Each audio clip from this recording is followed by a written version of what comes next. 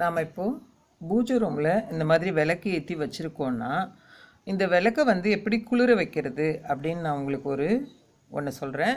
நம்ம வந்து நிறைய பேர் என்ன பண்ணுவாங்க, இந்த பூ இருக்குது பாருங்கள், இந்த பூவை எடுத்து இப்படி வச்சுடுவாங்க. அந்த மாதிரியெல்லாம் வைக்கவே கூடாது. நான் வந்து பஞ்சு எடுத்திருக்கேன் பாருங்கள், பஞ்சில் கொஞ்சமாக தண்ணி துவச்சி எடுத்திருக்கேன். இதை தான் வச்சு நாம் இப்படி குளிர வைக்கணும்.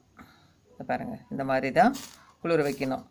பஞ்சில் தண்ணி துவச்சி குளிர வைக்கணும். பூ வந்து இந்த நெருப்பு பக்கத்தில் வைக்கக்கூடாது. பூ வந்து கருகவே கூடாது எப்பயும். அதே மாதிரி இந்த மஞ்சள் குங்குமம் வைப்பாங்க பாரு ஒருத்தர் இதில் வச்சுடுவாங்க. அந்த மாதிரி வைக்கவே கூடாது. இந்த மாதிரி சைடில் தான் வைக்கணும். குத்து விளக்கில் கூட பாருங்கள், மஞ்சள் குங்குமம் வந்து இந்த இடத்துல தான் வைக்கணும். இங்கே எரியிற இடத்துல வைக்கக்கூடாது.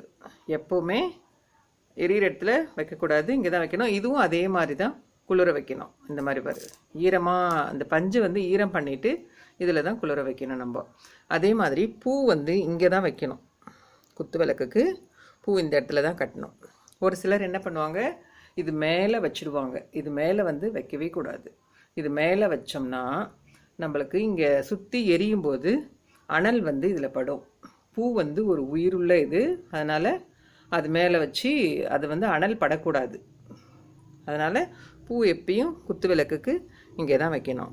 எப்படி குளிர வைக்கிறது, எப்படி எந்த நெருப்பு இருக்கிற இடத்துல பொட்டு வைக்கக்கூடாது அப்படின்னு அந்த மஞ்சள் குங்குமம் வந்து நெருப்பு இருக்கிற இடத்துல வைக்கக்கூடாது.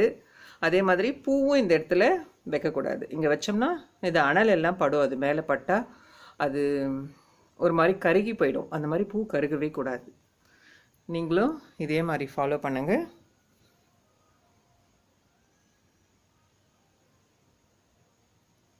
நீங்களும் இதே மாதிரி ஃபாலோ பண்ணுங்கள். பஞ்சை நினச்சி குளிர வச்சுடுங்க.